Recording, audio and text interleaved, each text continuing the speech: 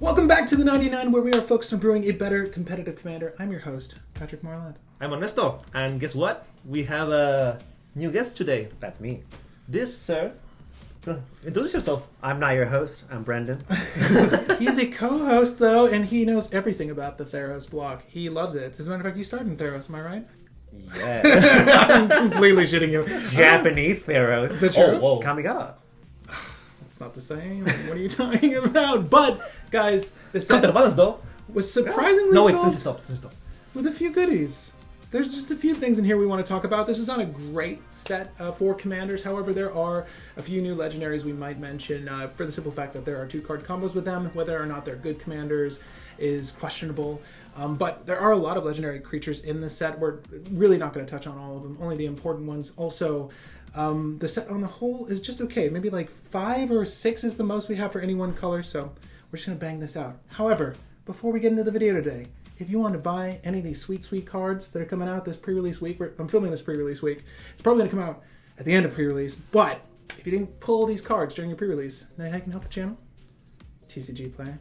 So if you guys want to help support the channel in a meaningful way, you can do so by using the link in the description to purchase your singles and packs and boxes off of TCG Player if you want to play with your friends and or just pick up anything you missed during the pre-release. And also down Even below, sleeves, I think they sell. they sell everything. It's a marketplace. I've been using them for years when I do bulk purchases because they have a lot of great sales on cards because everyone's competing to have the best price. So if you want a good price on your cards, that's the place to go. That's usually where I go for bulk sales, like if I'm buying a whole deck. But you can also buy your sleeves and all your other products there too. Also in the link in the description, you can find the webpage that we're going to be following today. If you see me looking down at my laptop, it's because I'm on Wazi's website. So if you want to follow along and look at the cards that we're discussing, you can do so there. Also, there's a Twitter, Instagram, and Discord to chat us up at. However, I think the Discord's usually the best place if you want to find us at all hours of the day. All of us are on the Discord. So All of us are on the Discord. Alphon Bestie. I'm Plasma Bean. You can always notice who I am because I'm probably the only one that has a Blood Moon as the profile pic. So if you see some random dude with a Blood Moon, that's me. No one else. For sure. That's a I distinct. love the card. Yes. Yeah. And then he sometimes switches to Magus of the Moon, but it's usually Blood Moon. That'd be great. You should use Magus of the Moon just like 1 month out of the year. No. Super playable. Get out of here. There's a story for Blood Moon, okay? We're not going to talk about today. No. I actually killed a person with Blood Moon when they played Dark Confident and they flipped stuff because they couldn't play. You made it into a creature and you flung it? No, What are you talking they about? just suicided because they couldn't cast anything and Dark Confident killed them. So kind of common story. Well, kudos to you. Blood Moon not reprinted, but if you want to buy it, link in the TCG description. Player. Anyway, let's start with white. It got 3 cards that we should talk about. One of them is a little bit of an oddity. We've seen this effect in other cards before. Most recently, Giver of Runes, but we all know Mom, Mother of Runes. Extremely usable card in cEDH and other formats in general. But Also God's Willing if you want instant or stuff like that. There's multiple cards that already do the same effect. Yeah. But this one in particular is kind of like it's interesting protection on a creature because you don't have to. It bypasses Summoning Sickness. So the card we're talking about is Alseed of Life's Bounty. You can correct Brandon, me. what's the correct pronunciation for this?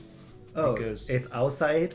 Alseid of Life's Bounty. I wouldn't know that. But 1 white for an enchantment creature, Nymph, may be relevant. It has lifelink. It's a 1/1 body, sweet, sweet body. And for 1 generic, sacrifice Alseid of Life's Bounty. Target creature or enchantment you control gains protection from color of your choice until the end of turn. So if you have it's important to note that this does hit enchantment. So if you have an enchantment that wins you the game, you obviously want to protect that. This is a good way to do so. What's also nice is in lists like Tishar, you can recur this thing. There's ways to get this body back out. I think you mentioned Alicia earlier too. Yeah, you can play Alesha. If you have Sun Titan in a list somewhere, you can do that. But there's plenty of ways to recur this card to get more value out of it. I think it's a great 1-drop for the list. It's not like we value 1-drops too heavily, but here it's actually really searchable because of Ranger Captain of Eos. Let's be honest, it's mostly if you need the effect. Yes. It's gonna be like your God's Willing or something effect, probably like number 4 or 5, because you need to cast it and then sacrifice it. It's sorcery, so it's super slow, and it costs 2 if you want the full effect at the The moment. effect itself is instant speed. yeah. You're No, allowed to do the Yeah. ability. Yeah, but you need to speed. cast the cast it creature first, as yeah. a I sorcery. don't know. I mean, it's okay. I mean, and not that they would use in Najila, but like Oath of the Druids is an enchantment-based win. What other enchantment-based wins do you have in that list?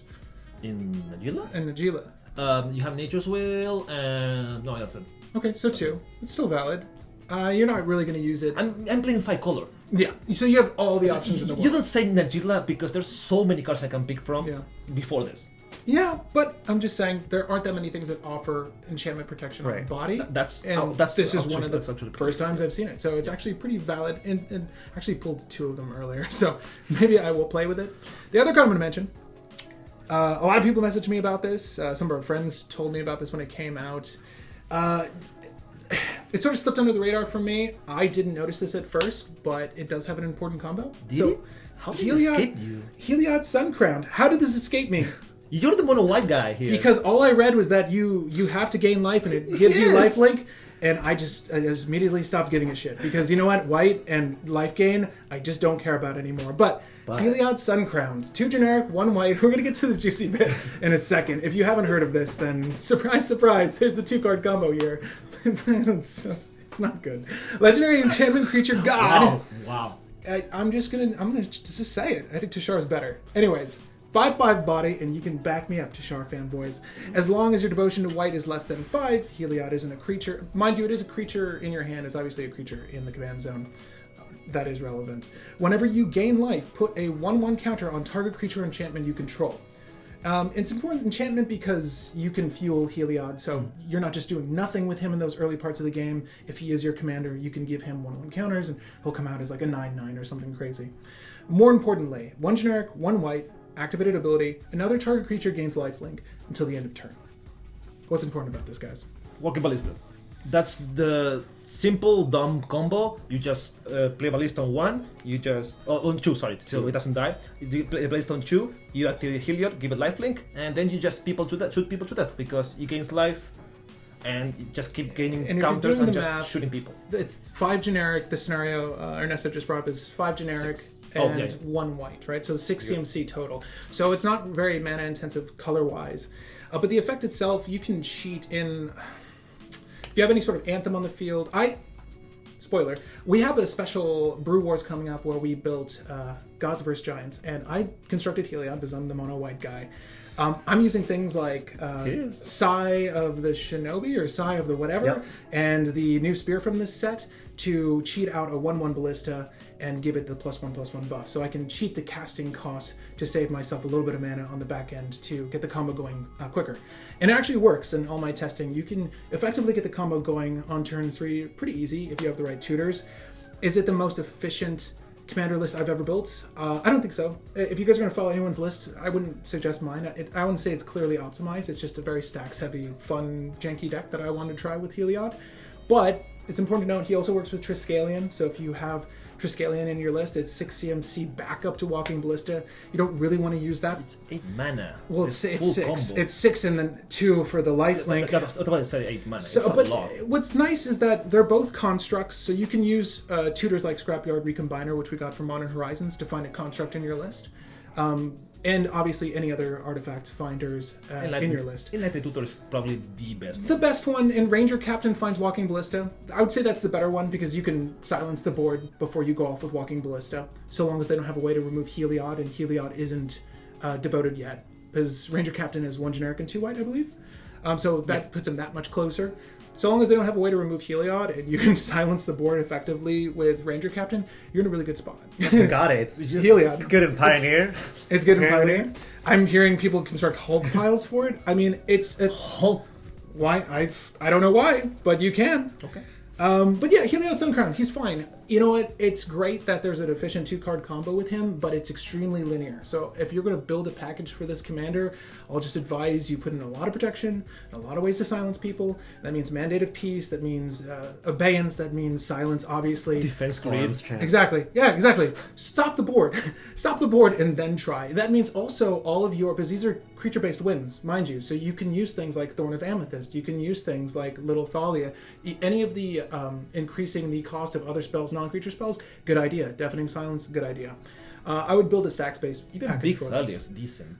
Even Big Thalia is fine. You don't care that Ballista enters tapped. No. Right.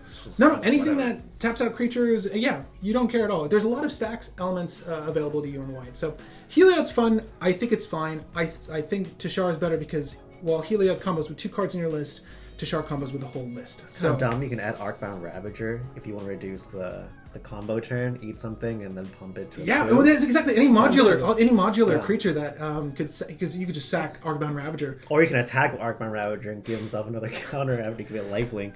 It's not a bad. And honestly, I don't use Arcbound Ravager in here. I actually modeled the list that you guys are going to see in our Brew Wars more after Balan, so it's very stacks heavy. Not Teshar, and Arcbound Ravagers and Teshar. The last card I want to talk about that we heard a lot about when it came out was the Eidolon of Obstruction. So this card, I'm only bringing this up because I just want to state where we could better ourselves in developing I'm out.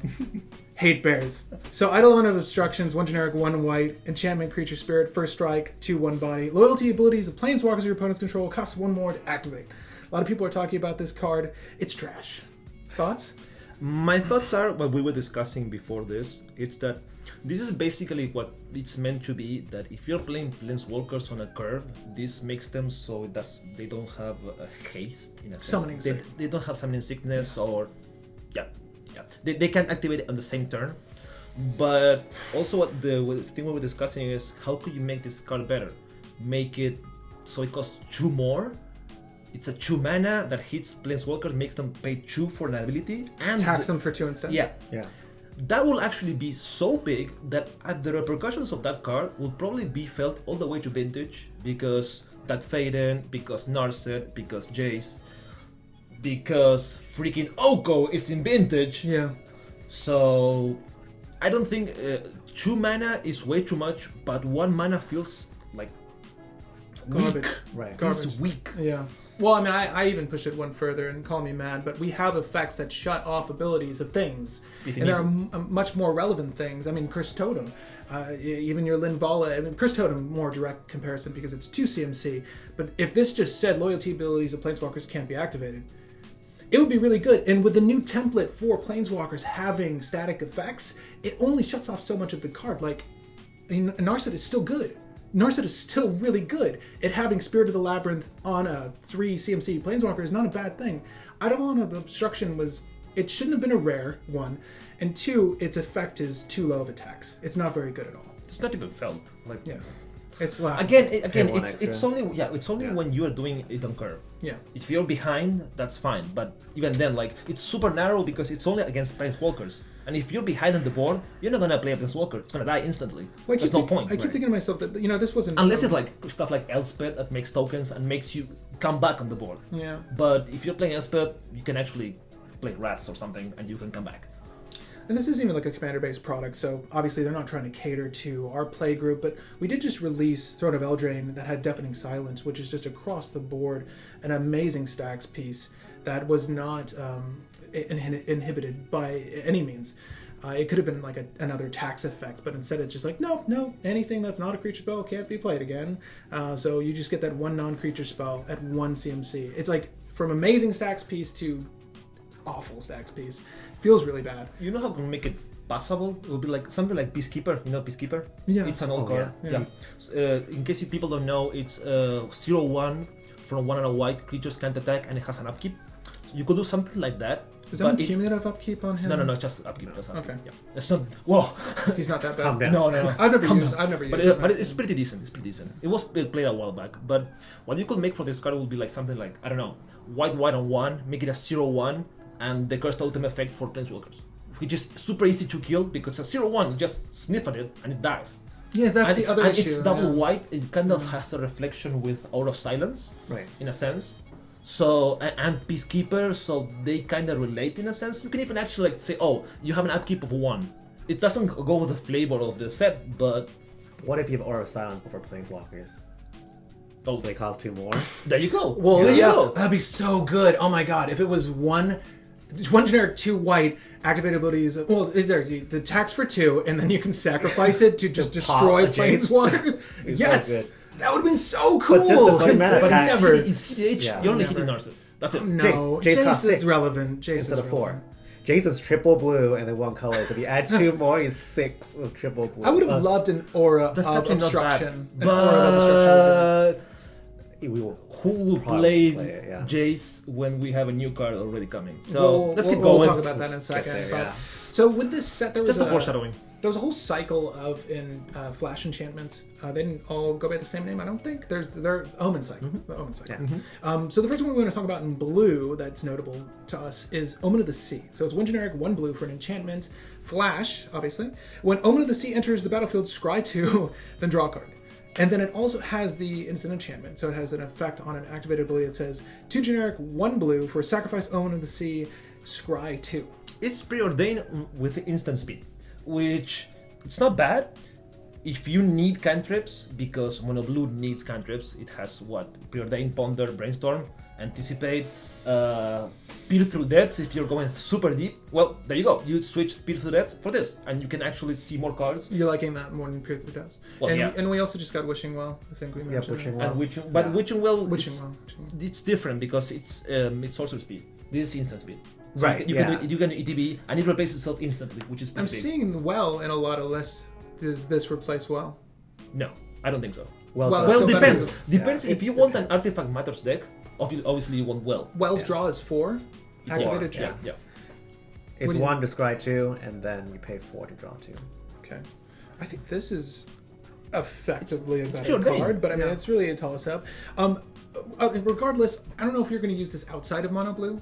No, Let's no, be not real. because if you are adding other colors, you need the slots for other cards, and you already will be playing again 3 or 4 at most cantrips. That's it. You don't play anything else because there's some weather stuff. Just something notable with these enchantments, these flash enchantments, they do count towards your devotion, they do count towards a threshold for City's Blessing if your deck cares about that. I mean, I know I use Arch of Araska in my mono white list, and it's nice. I definitely get effective draws off of Arch of Araska, so if you have a lot of permanents in your mono blue list, this is valuable, Urza. But again, I don't think it would be very valid outside of mono blue. The next time we're going to talk about, I guess I was going to save it for last. I don't want to talk too long on this because it's been beaten to death, and I think we all know what I'm going to discuss. Here we go. So if you are a fan of cEDH, you likely know this card already. It's Thassa's Oracle. It's 2 blue for a creature merfolk wizard, a 1/3 body, and it has one long activated ability with a needless win condition tacked onto it. So when Thassa's Oracle enters the battlefield, look at the top X cards of your library where X is your devotion to blue. So no matter what, it's always going to be 2, right? Because she herself is 2. Put up to 1 of them on top of your library and the rest on the bottom of your library in a random order.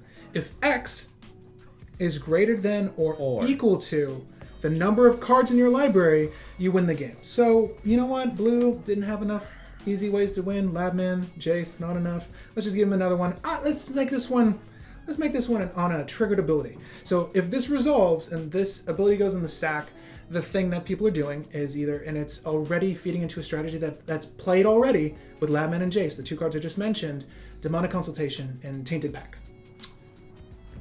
So triggered ability on the stack, Thassa resolves. I'm going to do Demonic Consultation. All I have to do is resolve Demonic Consultation. And then I look through the top 2. Oh, there's nothing in my deck. I guess I win the game. There's nothing else to say here. Yeah, I mean, that's the budget Jace wins. Jace does the same thing. Yeah. Just use Jace is fortunate. Well, see, but the thing with Jace, though, is that I can still Red Elemental blast your Jace with the activated ability on the stack. completely agree. Yes, I agree. I can't kill Thassa and take her triggered ability out of the set. Look, that's not even the worst. Yeah. That's not even the worst about this card. No. The worst about this card is called 2 words. Flash Hulk. Yeah. Flash Hulk became the Tier 0 deck because it combined consultation lines with Hulk lines. And guess what? That's pretty busted. Winning in your instant speed because you just, Flash Hulk and get my Oracle, Spellseeker, and Bloodbed, which is one of the lines, and you can just win instant speed in response to someone trying to go off, like, you know what? I'm gonna win now. Or even just the basic Breakfast Hulk line with the Cephalid and obviously milling Then yourself. You just do that. It's the same strategy. I know a lot of people are leaning towards that. There's 2 lines of thought on it. It doesn't matter which way you go. It's a very good card and an extremely good alternative win. Why wasn't there a whole circle of oracles? Why wasn't there a line of oracles for every color with a triggered ability win condition? Why didn't we just open the floodgates for everyone else to have an easy win condition? Why did blue need another easy win condition? I don't know. Look, I don't know. Even me, as a diehard blue player, It's gross. I hate this card. It's gross. I hate this card. It's really good. It's because of the waves nothing it's to making. say. I don't know if you want to say anything about this. I know you don't care about this card. I kind of care about it because I play both. I play Lab Jace. I'm more old school, so like the fact that if someone stifles my trigger, I can't win like that, and I have to find a way to bounce my Oracle to redo it again. It's a little more difficult as opposed to if I have my Jace out and I did pack my deck out, I can draw. You have more counter spells. I don't have counter spells. I keep drawing for the win. If they do stop the Oracle, you have to find a way to bounce back to your hand. Well, there was an There interesting... is chains, but like how many main deck, like how many ways can you bounce that thing back to your hand? There's an interesting condition when we were playing recently with a friend, Josh, shout out. He has a really great Muldrotha list. There was an interesting condition where he had Jace out and he also had a Rhystic Study. And we kept on trying to interact with Jace when he got rid of his library. And we didn't have the mana sufficient to pay the tax on Rhystic Study. So the draw trigger kept going on the stack. So there are interesting combinations that work with cards that are frequently seen in cEDH that work very well with Jace. I think the real trick here is to just put Jace in and then put Thassa in over Labman because Labman is, and you're in a very good spot. And the great bit of news is even outside of the Hulk Flash Hulk line, I said we weren't going to talk about this very long, but Flash, you're using Flash in your list, you can flash out Thassa's Oracle and do Demonic Consultation over someone else's win. Or if you're in a color set that allows for Scout's Warning, Savage Summoning, Emergence Zone. If you have Emergence Zone in your list, you're able to do it at instant speed. And nothing else to say. It's too much. It's very good. It's just too much. It's very good. I don't know if it needs Seems to good. be banned. I think that the meta is definitely going to shift to more stifle effects. Tail's End. Tail's End, Trickbind, and Stifle, you will be seeing them more for sure. If it's not because banned. of this card. If it's not Torpor banned. Orb? Torpor Which Orb, which also it's see Torpor play. Orb. You play Torpor Orb already. I used to in my Joker, but I think I'm going to put it back because guess what? It stops Oracle. There's no more reason. Honestly, that's And Tishar. So I just don't play with Tishar. Hushbringer. Or Hushbringer. Hushbringer stops. No Hulk. No Hulk and no Oracle. Only one I card. love it. And then it stops all your shit too. So I mean, if you don't mind shooting yourself in the foot, fine. I love Hushbringer. The only list I play that uses Hushbringer is Balan because he just doesn't care about anything. Those games last so long. Oh my god, I'm sitting on 2 hours of footage I need to edit because it was a Balan game. Oh, so bad. Anyways, Wave Break Hippocamp. This is something that everyone can get excited about. It's 2 generic, 1 blue for another enchantment creature, Horsefish. A really beautiful art. It's on the screen now. New type. Horsefish. It's essentially Rashmi, but on a mono blue creature. So whenever you cast your first spell during each opponent's turn, draw a card. 2/2 body. Kind of squishy. 2/2 body. It's pretty good. It's good value. again, it's what mono blue needs. Probably Baral. Probably Justin will for sure be playing this in Arumeha. It doesn't matter what the spell is, and you have how many? What's your threshold of instant speed spells in like a mono blue list? You've got like 26 plus. I have like 30 something in Nagila. Nagila. Are you gonna use it in Nagila? No. Okay. I play 5 color. I have way study, better things stuff than this. How did this study? You get 36 instants. There's so many things to draw from. Come on, man. And it's only 1 blue. It's very easy to splash. And speaking of Wave Break Hippocamp, splashing into Nagila worldwide. No one's going to do that. It can eat a disenchant or swords, though. There's 2 ways to eat kill a it. pyroclasm is what it can eat. Eat a pyroclasm, which is Yeah. one of the big things. Because this will actually be playing in stuff like, I don't know, Opus Thief, or stuff like a pyroclasm control, which is Opus Thief, I think about it. But anyway, stuff like that, and it just dies to your own effects, which you want to have it. So It's a very good draw, though. And blue, mono blue, can definitely afford to have it off of... I mean, it's just butter. Especially if the instant speed spell you played is a scry effect, and if you're just adding additional draw on top of that, it's very good. And it's a body for you to block with. 2/2 is a little weak, but it does block relevant creatures, so there's that. dies to Dimna. It dies to Timna, but Timna dies to it, too. So at least there's that. Wait, so 2/2? Yes. Timna's a 2/2. No, I'm saying the They're horse both fish. choo-choo. They're both 2/2s? I thought it was Yeah. Damn. What happens when a Wave Break Hippocamp and a Timna collide? Nothing. They both die. die. They just They both die. implode. So the last one we want to talk about, this is a really, really interesting spell. The first thing Justin said when he looked at this card was, what happens if you Flusterstorm and they cast this? Bad news for Flusterstorm. Yes. So Whirlwind Denial. I do not know how many lists are going to use this, but 2 generic, 1 blue. It's very cost intensive. instant speed for each spell and ability. Ability is very important. Ability, your opponent's control, counter it unless its controller pays for Thassa's Oracle. I don't know, exactly. Exactly. The Aura counter. Yeah. Whirlwind Denial. Do you When guys... you do like demonic consultation, in response you do this, you cancel the consultation and the ability. Oh, I want them to demonic consultation though. I'll let demonic consultation resolve, trigger on the stack, get rid of the ability. I'm like, no, what do you do? I'll just wait for you to take your turn, I guess. It's good. It's a very good effect. It's tacked onto a card that's expensive. I think 3CMC is very, very much the top end of someone's counter curve. You can make it 2 mana. Because it's straight better than mana leak. But Baral... Oh, Baral makes it 2 and it's... exactly. Baral... No, you brought out the key thing that I was going to talk about. Baral, with this card, is straight dumb. Oh, yeah. It's dumb. Every spell Every spell counter you loot. It's dumb. That's not bad. Yeah, so just see your deck. Just go through your deck really quick. If you're in a counter war, yes. If not, I think not really. Baral would be one of the only Baral's decks that probably really the wants best one, it. yeah. Because it's 2 mana, and if you have like a Sapphire Medallion, it's 1 mana. And oh my god, that's so gas. So the next card we want to talk about is in black. Shifting colors here. And this is something you brought up that I find to be a really unique effect. I think the meta has shifted away from the Reanimator strategy. So a little heads up as to what we're going to be talking about. But Cling to Dust. It is black for an instant speed spell. Exile a target card from a graveyard. If it was a creature, you gain 3 life. Otherwise, you draw a card. More important to note is that it has escape. So for 3 generic, 1 black, exile 5 cards, and you can cast a spell from your graveyard. So it's very similar to Cremate, where you pay 1 black, it's instant speed, you get rid of target card in the graveyard, and you draw a card. So it replaces itself. So it helps shut down those Reanimator strategies, but we don't really see them all too often nowadays, at least in our meta. If you do have a very Reanimator heavy meta, I think Cling to Dust is going to be very valuable. Outside of that, it's tough to say where its value lies. And something interesting to note that you mentioned, it's a 99 card game. So you're going to have the cards to exile with it. And odds are likely people are going to forget that that's in your graveyard. So you could find a critical moment to like exile the thing you need to like back or salvage.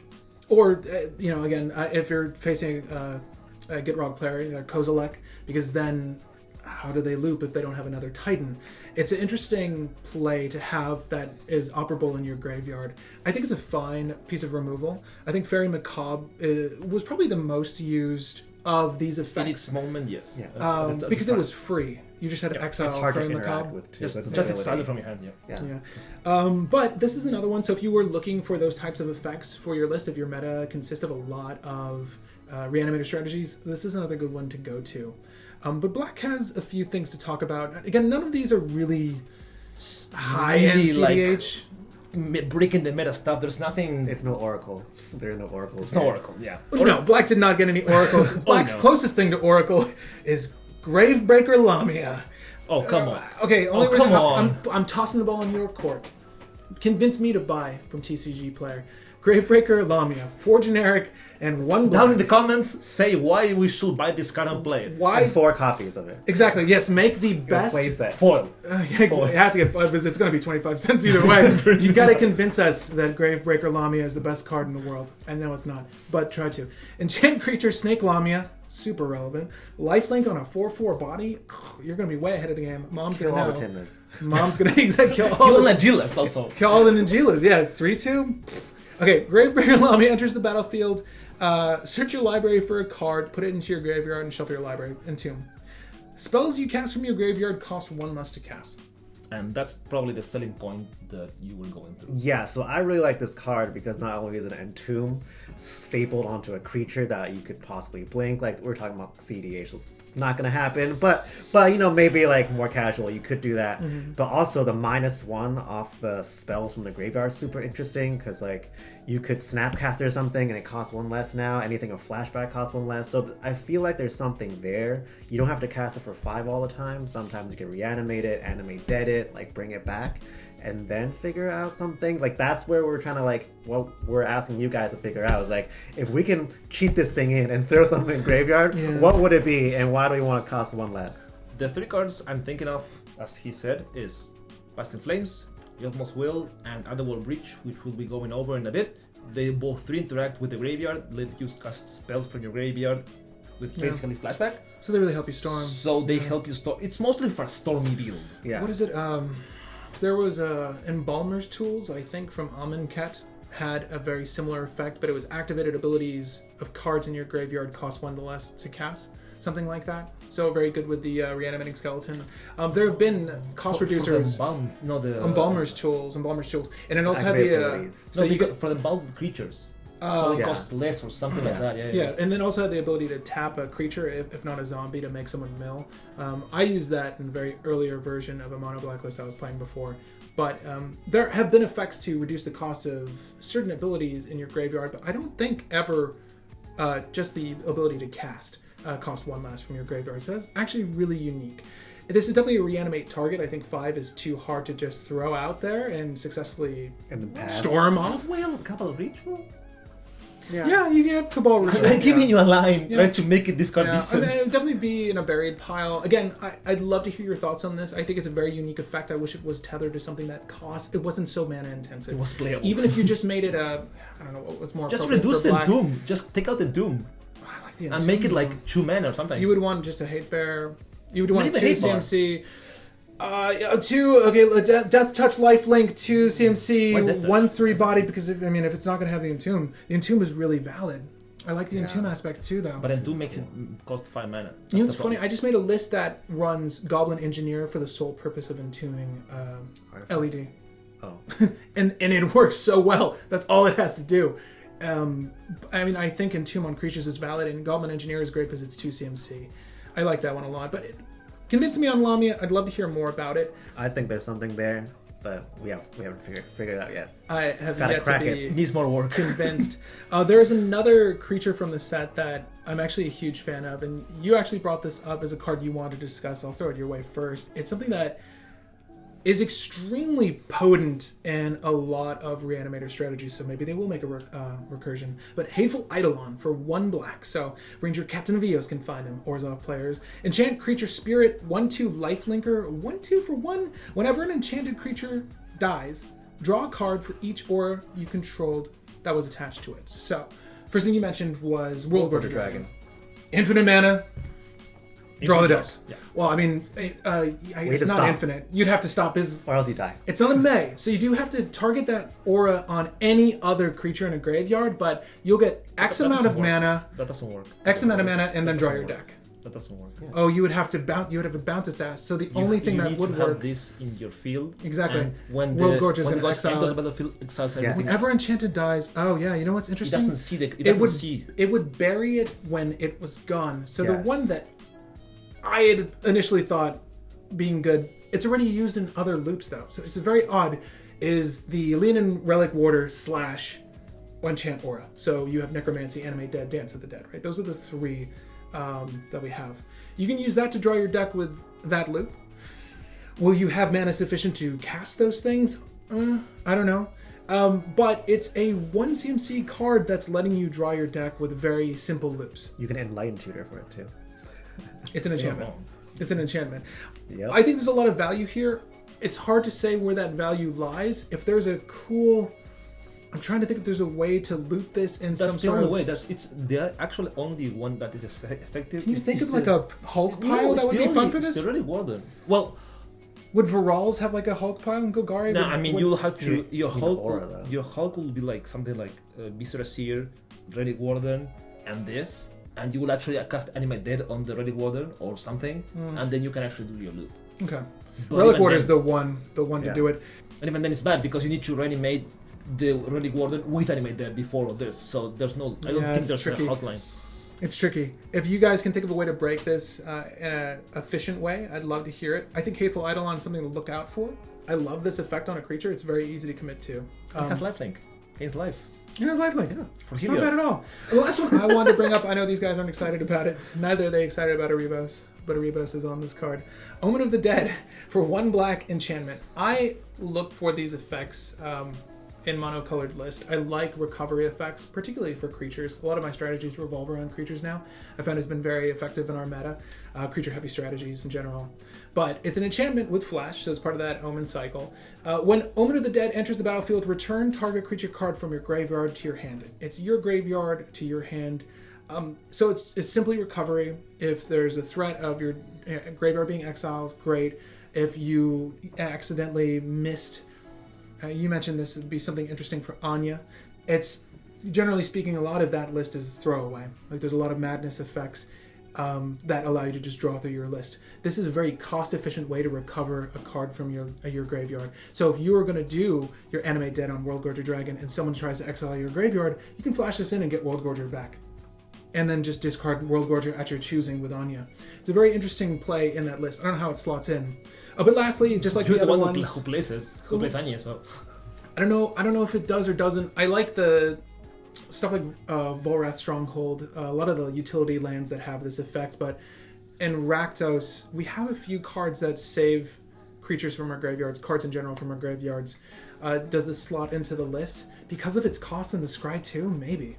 It's very good. The Scry 2 is super relevant. Actually, the Scry 2 will be the setting point for this. Because you do need to dig, and it's hard.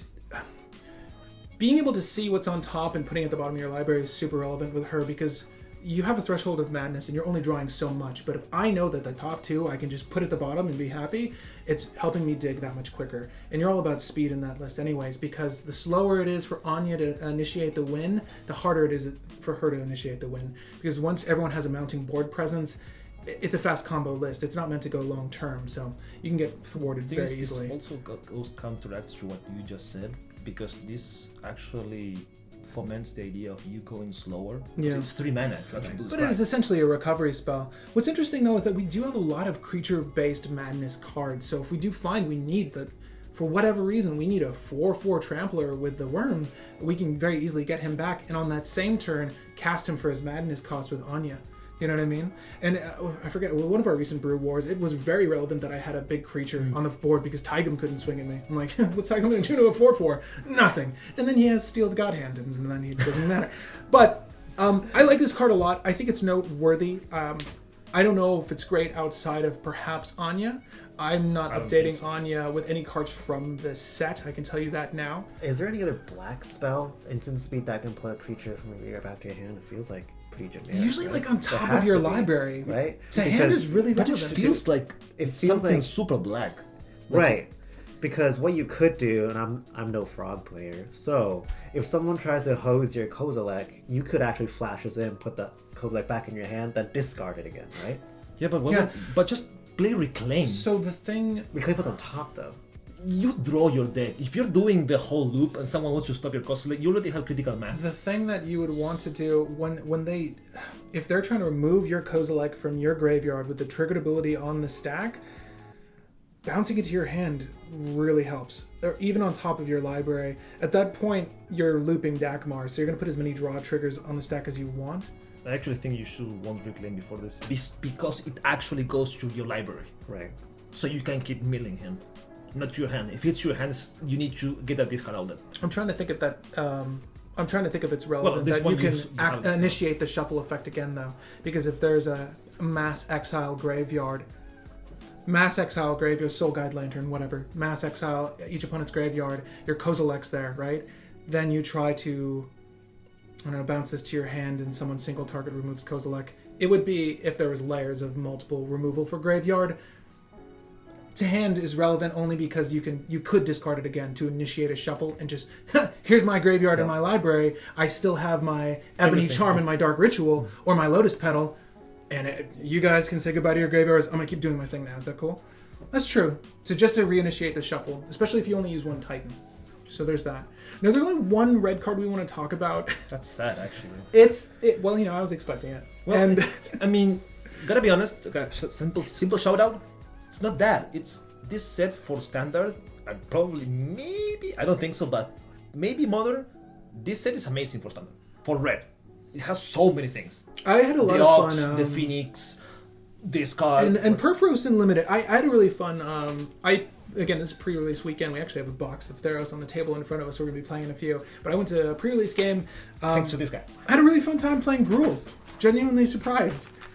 You could get this from TCG Player. You could, Yeah. and you'll get the buy a box promo if I'm not mistaken, depending on who you purchase it from. Maybe. Yeah, well, don't quote me. Don't quote me. But we got a shiny swamp for it. We did get a shiny swamp buying it from the LGS.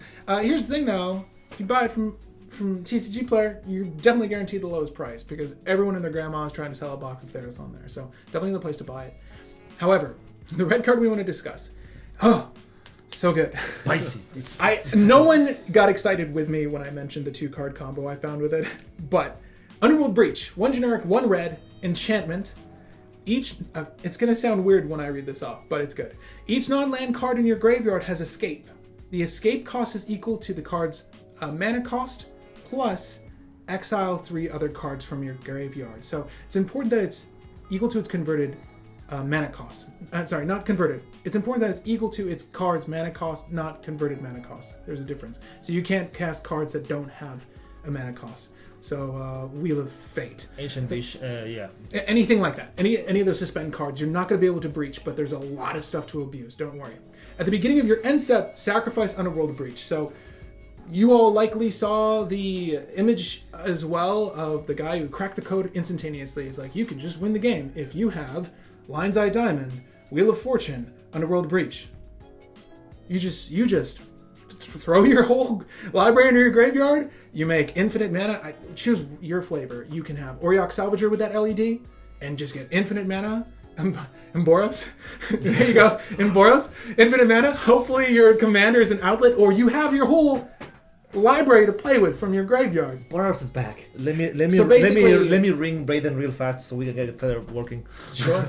Oh, Sure. No, please. But basically, there was that one key combo that came out. If you are a Neheb fan like myself, Dreadhorde Champion.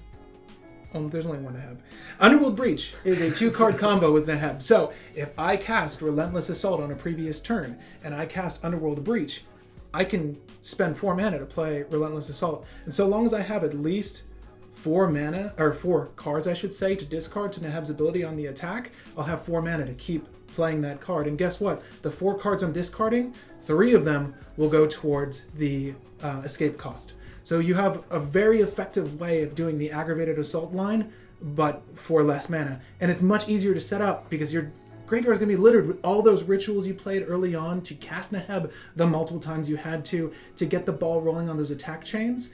This is such a good card. And obviously outside of Neheb, in other Storm-centric list, this is going to be pure gas.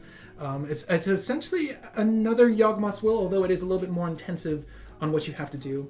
Exiling cards from your graveyard can be damning in certain situations. You're going to have to do that with Yawg's Will anyways. But really powerful card. I don't know if you guys are running this in any other list. Could you play this in Jorah? No, that's not point of playing this in Jorah because I don't use the graveyard. Mostly what I use the graveyard is for hopping with KCI. Right. They don't stay there. Just like go in out. It's like an extra zone of effect I use. That's it. I don't use it. No, I was thinking there's a meaningful way you could use it. No. If you brick, can't you just recast the rocks for 0 and keep drawing cards? But you have Drafthouse Restoration, you have Time Twister, you have so many If things I before this. melt down your entire field, Drafthouse Restoration, it's 1 blue. And I draw. take it back to you, yeah. And I draw everything. Yeah. I don't know. It's maybe not for that list. It's Is there a not, list it's you're using obviously it? not for this list. There's a list. We did figure out that really sweet combo where if you have Hermit Druid and dump your whole deck into the graveyard and you can cast Savine's Reclamation and bring back Breach. So it's not so far-fetched. If people are literally getting... That's Galaxy Brain. What? If people are literally getting Woodies over Heliod and Walking Ballista for 6 CMC, let me tell you, Hermit Breaching is where it's at. So after we discussed the strategy, I immediately built a list to Hermit Breach, and that list is Marath. So I have a Marath list I'm going to be sharing way down the line on the show. I absolutely love that list. It's really potent, and it's very easy to get a turn 3 win should you choose. It's meant to play mid-game, but that Hermit strategy is very valid, especially if you run a lot of fast mana, a lot of dorks. Of course, in Marath, we have a lot of dorks and fast mana. But basically, once you dump it, you just need 5. So 1 for Hermit Druid, and then 5 for Savine's Reclamation. And you get to bring 2 things back. So if they don't stop Savine's Reclamation, grab Grand Abolisher and Underworld Breach. Now what? Game's over. You're going to play... Again, pick your flavor again. If you're going to use Tumir Sabertooth and Dockside Extortionist, because there's a... You would just need 4... You would need 5... artifacts and enchantments for that to work. And then you'll make infinite treasure and you have infinite mana. And then, depending on what your commander does, you have an outlet. Or you can do the Bomberman loop again. Again, pick your flavor. Underworld Breach is offering you that. And it's very cool with Sevinne's Reclamation. I love that combo. I wish there were more things with that flashback effect. Sevinne's is a real boon for white players, like mono white players, and if you're splashing it into 3-color, 2-color.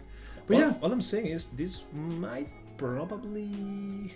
Well, this will always will help Jeleva Storm, which was a deck that you probably, if you're followers of the channel from the start, you probably saw it twice.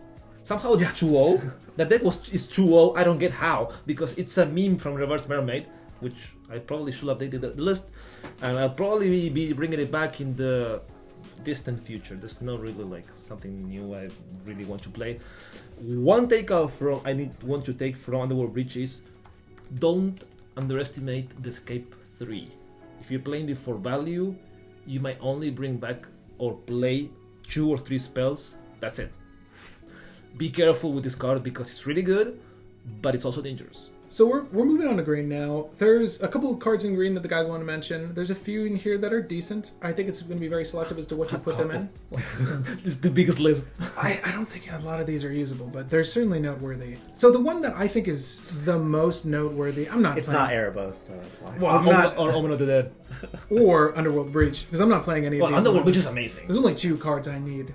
Underworld Breach and then another copy of Underworld Breach for 2 of my decks. But Destiny Spinner, that's a lie. Soul Guide Lantern, that's another card to look out for. Destiny Spinner, I pulled one earlier. It's fantastic. It's Prowling Serpapard, but 1 less, and enchantments are uncounterable. So it's 1 generic, 1 green, enchant creature, human. Creature enchantment spells you control can't be countered. What? Okay, so it's a 2/3 body, and for 3 generic and 1 green, target land you control becomes an XX elemental creature with trample haste until the end of turn, where X is the number of enchantments you control. It's still a land. Actually, not a bad effect. So remind me one thing. What's Dimna's power and toughness? 2/2. 2/2. I think it's There you equal to horsefish. It's equal to horsefish. It's equal to your horsefish. Your common horsefish. You're not wrong. Yeah. So basically, you have a really great blocker on deck. You have an effective means of casting a good portion of your deck now. If you have a creature and or enchantment-centric strategy, if you want to use a list where enchantments matter, you can have this with creatures Sterling. matter also. Yeah, creatures matter in general, but if you're using a list that lets you Thassa? draw off of draw off of enchantments, there's plenty of enchantment. Whenever you cast an enchantment, draw a cards out there. This would be kind of a cool pillar in that deck strategy. It's very good. You mentioned it alongside Nether Void. Yeah, there was mentions of Nether Void. In case you don't know, Nether Void is 3 colorless and 1 black, and it's whenever a player casts a spell, counter it unless it's control pays 3, which is basically mana leak all the time for free. And with this, you break parity because guess what? Your enchantments and creatures can't be countered, and you just play, and the others are super sad. Yeah. It's pretty solid. I like this card a lot. I don't know if it's going to fit any of my... There's a comparison with this card with Vexing Shusher. There's people that prefer Vexing Shusher because Vexing Shusher himself can be countered, and he can make, for example, I don't know, in a counter war, you can make some spells uncounterable. Exactly. Which is it's huge. Yeah. And this you can't. I know. I prefer Vexing Shusher too. I use Vexing Shusher in at least one of my lists. And the ability of that, it's basically you pay, is it 2 or 1 to activate? 1 gruel, and you can just make spell uncounterable. Stupid. If you just want to end a counter war, or just say who comes out on top, and you have that out, or you just want to protect your combo. It's very solid. Which is mostly what you but do mind you, it's gruel, so you do need to be playing red for that to go off. Just you can also play Destiny Spinner and Marin, if you still play Marin these days. There you go. Spin that Destiny. Okay, so the next one that's really solid is Dryad of Elysian Grove. It's actually really cool. If you need the extra land per turn cards, this is another one of them. But 2 generic, 1 green, enchant creature nymph. You may play an additional land on each of your turns.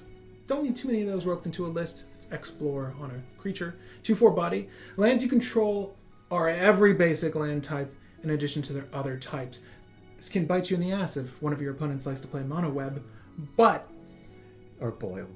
Or boil, exactly. All the C's. All of the seas are mine. Even your own. Yeah, it's not very good against that. However, it's really good mana fixing. I can't think of another. What's the lantern? Chromatic lantern? No, that's the lantern. But this is a homage to the prismatic Omen. Yeah, the enchantment that is 1 green and 1 that is the same effect. Yeah. It's basic lands, right? Lands. Could you play extra lands off Omen? No. It's only just for that. So basically, this is a combination of. You were saying explore, also Oracle Mulaya is the same thing.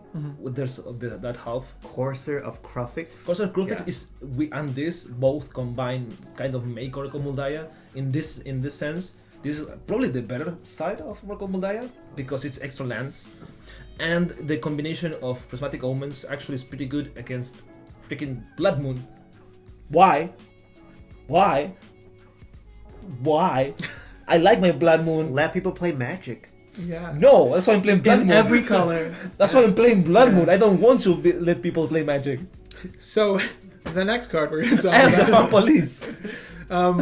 So this is interesting. It's a 2-card combo with Kikijiki. We've seen him before. Have we? Did he need another one? Have we? So what's also cool Or is that Splinter Twin, by the way. 3 is a lot. Yisun and Savala may care about this. But Hyrix Tower Scout. Creature Human Scout. Common, you're going to find a couple of these baddies. It's a 3/3 body. When Hyrix Tower Scout enters the battlefield, untap target creature. That's it. That's all I got to say. Play this, Splinter Twin, win, or Kikijiki, whatever. Win, that's it. It's actually not. This Man, game. do I play that in Savala? Am I really that desperate for untap? There are better untap effects. I think you're good. But it's a creature, so it's immediately tutorable. I don't know. Green. And we're not going to play it. But And it makes Salvala tap for 3 instead of 2. yeah, It's not relevant, but hey, if that's, I'll draw a card if it's the strongest creature. But let's not get carried away, okay? Now, following the Elysian bandwagon, we're gonna find a little Caryatid at the back. He's a 1 generic, 1 green creature plant. not the first I one. haven't seen a plant in a while. There's been a while. 1/1, except aside from a few tokens, I haven't seen a few of these. Add 1 mana of any color if you control a creature with power 4 or greater, very easy in green. Add 2 mana of any 1 color instead. 2 whole manas. Better than Bloom Tender? No way! No way! Doom Tender is unrestricted mana for free. Better than Incubator Druid? Come on, man. It's a tough one. But it's common. But it's a common. If you're reading Talking about rares right now. Get out of here. Yeah, your Pauper Cube. No, it's okay. If you needed more ramp and there aren't a lot of elves in your meta and Priest of Titania ain't doing it for you. I mean... It's of any 1 color. It's of any color is I guess the real core part. Can I say 1 card? Free from the real? No. And you win? That's good. good. Infinite mana, that's it. That's good. I was actually thinking about this in my list for Uro, which was super random because you need to cast this, then put Feel the Real on top, then cast Uro, then in response to the sack trigger, go infinite, and then you just win because you have your whole deck and your whole land, so just you do whatever you want. But it's too many points where you can break the thing, so it's no thank you. But it's notable. It's notable. But it's notable, yeah. In case you need the effect, Tassigor, which is the first thing I can think of. I walked away from the room when they orchestrated a lot of this list. I like how this one made the list. The next card I want to talk about, speaking of things to... It's because Flash. Yeah. Flash Savala. Nyx Bloom Ancient, 4 generic, 3 green. You know this one. The memes aplenty with this guy. Enchantment creature elemental, 5/5. What? A 7 for 5/5 trample? That sounds like dog shit. Wait! But If you tap there's more. a permanent for mana, and remember, this is a static effect, and when you tap permanents for mana, it's uninterruptible. You can do, I'll tap for all sorts of things. If you tap a permanent for mana, it produces not 1, not 2, but how many? 3 times as much of that mana instead. Big difference is it doesn't add 3 more. No. 3 times the mana. So your Incubator Druid, if you do play that, it'll tap for 3, tap for 9. Oh, it's 3. Tap out for 3. Oh. 3 times 3. Yeah. Savala, if you're tapping off of, I don't know how you have this out, and the Phyrexian Dreadnought, it's not that, it's too crazy, I guess. You'll tap for 12 times 3 is 36 mana. Soul Rain for Lotus 6. Lotus Petal becomes 3. Black Lotus, Yep. Yeah. which is cute. I mean, It's cute. exactly. I don't know why you flash this out to make a Black Lotus. You're ramping yourself one. It's not because of Why that. not? It's because when you flash this, because of the timing flash works, Yeah. you need to pay mana as part of the solution, and this is already on the board. So when you're tapping, Exactly. say for example, 4 or 5 green, you're adding 12 green. Exactly. So you're like, I can pay for this. Exactly. Here and here. Done. Yeah, Exactly. You're suddenly It's rich now. Exactly. It's crazy. It's a really fun card. I don't know how many lists this is going to mesh into. Even Savala looks at this and says, I don't need that much ramp. That's crazy. That's really crazy. It's a lot. The best thing I saw, what was Well, what about that super spicy snake guy who flips? That one deck we oh, saw? my, Oh, oh yeah. my! Why do you need Oh. extra mana? I don't know. At the Command Fest we went to, Will had a list, a 78 land list. I might be misquoting. so me. random. It was very good. Are you playing Nyx Bloom Ancient? Let us know. Let us know in the comments down Why would below. he need more mana? He And needs outlets. Be sure to buy it from TCG. Why Anyway. did he send me lands? The meme that I saw in the subreddit, the cEDH subreddit, when this card was spoiled, or I think it was the EDH subreddit, it was one of those, Oh, yeah. and they said one card was like, Which one was it? right of replication Yes. Oh, kicked. Yes. When you kick the thing, Wait.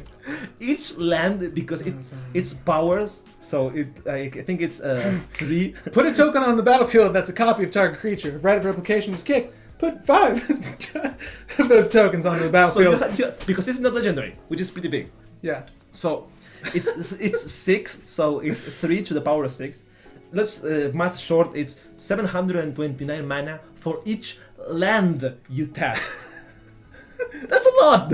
And the startup cost is very high, though. It's 9 for right of replication kicked, and then 7. Well, technically you have Nyx Bloom already in play. Already, so so it's like yeah. 3. It's Isn't that- 3 islands. Kick or what? 3 Nick's islands. Bloom and I kick it all the time. Trust me, it's easy for him. Okay, so yeah, whatever. Memes aplenty. Like I said, give us your favorite Nick's Bloom meme. You can do it. I would love it. I would just concede. I'd be like, you are tapping for too much mana. You win. No, just on cast. Cast Why- right of replication kicked on Nyx Bloom like Why couldn't Okay, there be I'm done. Why couldn't there Game be two? a... yes. Even if he doesn't have anything to do with that. Fine, I don't care. let's do Renata's Oracle. If you're able to tap a forest for over 700 mana, you win the game. People would build for that strategy. So, Cetizen Champion. Cetizen Champion. It's the last one we wanted to mention, and I'll tell you why. Because it has the word draw on it. And hey, speaking of drawing off of enchantments, 2 generic, 1 green for a creature, human, and warrior. Oh my god, Najila bait. It's a 1/3. Nice keyword bait there. Whatever. It's a warrior, dude. Come on, man. You draw me Ristic Study. I play my 4 enchantments. Come on, man. Don't you like warriors? Whenever enchantment enters the battlefield under your control, put a 1/1 counter on Citizen Champion and draw a card. Najila is gonna go crazy. Yeah, with my 4 enchantments. Draw a card. Or 5. Draw a card. You get to draw a card, man, when you're winning the game. Don't you like drawing cards? Yeah. Isn't that your Why favorite would I- strategy? Yes, but I have Ristic Study. Why would I care about this? So you can draw off your Ristic Study. Exactly. The What do you champion. get? Your fish? Yeah, draw off your fish. +1/+1 counter. Anyway, Wow. just to get this semi back into Reality? reality, this also goes back into an very old list that I was speaking with Patrick before all this. That it was a Derevi Enchantress deck that was made by the cEDH subreddit, not the Discord, the subreddit before Discord existed. That is called Dank Chantress. Yes, that's the exact name of the deck. I will probably try to convince him to ping the list to the If you send it, I'll to put the it in description. Yeah. It's spicy. It How was. spicy? It's really spicy. It won with Cloudstone Curio and some random shenanigans. It was beyond amazing. Obviously, it flopped really hard because now you have partners and all that stuff, so you can't really play it anymore. Now we have partners. We've been plagued by them for years. But at that man. time was passable. It won the game that it was play tested, so So there are a lot of. Let me just preface what we're about to. We're going to cover 3 more cards. There's a lot of legendaries in this set, if we don't mention a potential commander that you enjoy, feel free to leave it in the comment section down below. And tell all your friends to buy it off of TCG Player in the description. But there are a lot of interesting legendaries from this set. Not all of them are very cEDH viable. I'll state that some of them can definitely be morphed into excellent lists, but there's only 2 we're going to mention because I do not want to get just persecuted for not mentioning these cards. Okay, so the easy one is Siona, Captain of the Pyleus. She's a Selesnya, 1 a generic, for a legendary creature, human soldier, 2/2 body. What's really cool about this is it has a 2-card combo with a little white enchantment called Shielded by Faith. So when she enters the battlefield, you look at the top 7 cards of your library. That's a lot of digging. You may reveal an aura card from among them and put it into your hand, with the rest on the bottom of your library in a random order. When an aura you control becomes attached to a creature you control, create a 1/1 white human soldier. So this token enters the battlefield when you cast Shielded by Faith on Siona. And if y'all know this already, I'm just going to mention it because it's annoying. 1 generic, 2 white, enchanted creature you control. Enchanted creature has indestructible. None of this matters. Whenever a creature enters the battlefield, not non-token creature enters the battlefield, you may attach Shielded by Fate to that creature. You make infinite tokens. Tell me, how are you abusing this? Concordant Crossroads. Yes. Concordant Crossroads, Split the Twin in Selesnya. Why not? Blasting Station, that thing in Theros, the thing that just came out, the creature artifact that gives all your creatures haste. Selesnya does not have a great way to abuse this many tokens, and she herself doesn't abuse these tokens. You just make infinite tokens. It's not that great. Altar of the Brood, hit me up. What do we? It's a 2-card combo, but it's a 3-card combo. Unless you say infinite tokens pass, I'm like, man, I'm gonna win over top of your infinite tokens. Thank you. Crater Hoof Behemoth and murder 1 person. Does it like get straight murder 1 person? Crater Hoof is haste, but not trample, right? No, it gets trample. All creatures gain Trample. They don't but gain haste, itself though. has haste. It doesn't don't- give everything haste. Yeah, Just Crater itself Hoof's has not haste. even Yeah, it's itself. No, Yeah, that's so what you I'm murder saying. one You're person. murdering 1 person. That person is Yeah. very dead. Yeah. For the next 5 games, it's gonna be dead. Look at your Siona play. So no offense to you, Siona Brewers. I'm sure she's fantastic. Selesnya, great color. However, there's just not a great finisher in this color pie for her. Make as many tokens as you want. However, the other legendary that we want to mention, spoiler, we're actually going to be playing it on our Brew Wars, is Uro, Titan of Nature's Wrath. Do you remember? Do you want Titan of Busted Rose. to tell me what it does? Tell me what it does. It's 1 green and a blue. Okay. It's a 6/6. When it enters the battlefield, you may draw a card, gain 3 life, and you may put a land from your hand to the battlefield. Untapped, which is big. Now, if you didn't pay it for its escape cost, which is green, green, blue, blue, and exile 6 cards from your graveyard, you had to sacrifice it. He's so close. It was 5. Oh, it was 5. And then you Pretty 6, good, 6, though. Wow. 6. You're like, this dude's a devil, but no, he's not. He's just a very close relative. It's Chilane. Got it, though. It's Chilane without white. It's a worse Tulane. Let's be honest. It's worse. Yeah, you don't have silence. No, you just don't have glimpse of nature on a dude. That's true. Which is the biggest part about So I can Tulane. bounce a thing back to your So, hand. That's it. if you wanted to do Simic Food Chain, it's a really good way to go. Is that what you're doing? Spoiler? Oh god, is that what you're doing Spoiler? on this cEDH channel? Well, it's cEDH. Yeah, well, you know, we want to combo every now and then. Well, We're trying to combo food here. chain and some other things. It's a very good card. It's a very good card. Don't spoil what you're gonna do, I guess. But Uro, you're playing it. It's fantastic. I guess I'm just gonna quickly go over some of these legendaries that we should mention. I think Probably the dog. if you guys are okay. So Kunaros, Hound of Athros. I'm not gonna go over them. Excellent card. It's on the screen now. Really great in a Staxy game. It itself is like Grafdigger's Cage essentially. There's some You there's a can't difference. enter the battlefield. Players can't cast spells from their graveyards. There's Yeah. some difference. I think it's can enter the battlefield from graveyards. I think Yeah, the, but the missing is library. Graph is Yeah, library too. Yeah. And Croxa, Titan of Death's Hunger. I know a lot of folks want Rakdos to be a real thing. I think this gets very close, especially in the mass discard strategy. It's a really great effect. But bear in mind that these giants, your giant included, it's on attack as well. So if you decide to run a stacks build Rakdos with Cruxa and you had Torpor Orb, the ETB of him entering the battlefield causing it to sacrifice, it's gone. I just paid 2 mana for a 6/6 that gets you on attack, make people discard, and then each opponent who didn't discard a non-land card this way gets lightning bolted. Not a spike, but sure, same thing. It's a really cool card. I don't want to spoil what you're playing. Haktos Boros almost got there. It's on the screen now. If it was the random part 7/1, maybe it would be okay. Gallia, can we get more satyrs? It's cool to have a Gruul commander with a draw ability attached to it. I don't think attacking with 3 creatures is going to be too difficult for her if you're brewing that list. But those are some of the legendaries I wanted to mention outside of the ones we already did. They have a fighting chance, for sure. There's only one real... I'm actually using another artifact from the set in my Heliod build you're going to see, but you'll see it if it comes out. Soul Guide Lantern. People ask me, is this a slam dunk in Teshar? Justin texted me, is this a slam dunk in Teshar? Yeah, it's pretty good in Teshar. We don't really use many, graveyard obliterating effects, but Soul Guide Lantern is a pretty damn good one because it also draws cards. So it's 1 generic for an artifact. When Soul Guide Lantern enters the battlefield, exile a target card from a graveyard. I don't know, maybe relevant. There's always Deathrite Shamans looming around. Destroy the fetch. Make that the thing you do. Just get rid of the fetch land.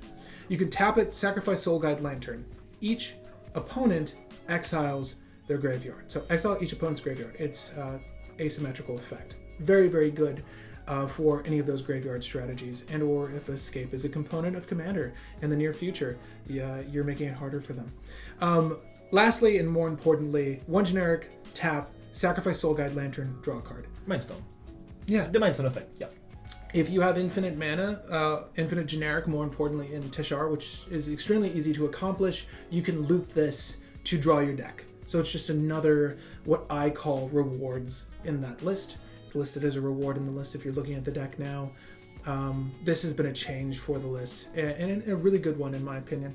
Being able to exile graveyards is fantastic on the fly. It really shuts down a lot of potential threats, particularly, one of the menaces in our meta is Gitrog, but Tasigur as well. Just being able to shut down any of those graveyard strategies is fantastic. Also, when you have someone who actively plays, it's Delve, the Delve effects, any Delve cards, like the blue one that draws cards. Exactly, it's dig through time. You're just going to say no to that. And you didn't even care. You're just breaking this to put it in your graveyard to loop with Teshar. Well, you have to do it before they cast. Exactly. So that's so you're kind of playing a dangerous game of saying like, does he have it? Takes a little bit of foresight. Yeah. I don't think it's specific. How often do you tutor for dig? How often does someone tutor for dig? Not really. Mid to late game, if they're desperate for cards. It's but only if you are at that point. You are like whatever. Mm-hmm. If you're searching for dig, mostly dig is you play it as you draw it. You don't go for it. Yeah. We're talking about Justin here. He's the digger. He's really the mono-blue player that plays dig. Yeah. Because I don't play dig in my Joyra, there's no point.